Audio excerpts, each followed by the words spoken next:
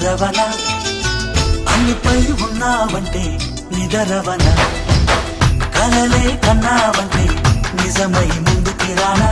కలతై ఉన్నావంటే కథనవన అమ్మలో ఉండే సగం అక్షరం నేనే నాన్నలో రెండో సగం లక్షణం నేనే అమ్మ తోడు నాన్న తోడు అన్ని నీకు అన్నే చూడు చెల్లిపోని బంధం నేనమ్మా చిట్టి చెల్లెమ్మా వెళ్ళిపోని చుట్టం నేనమ్మా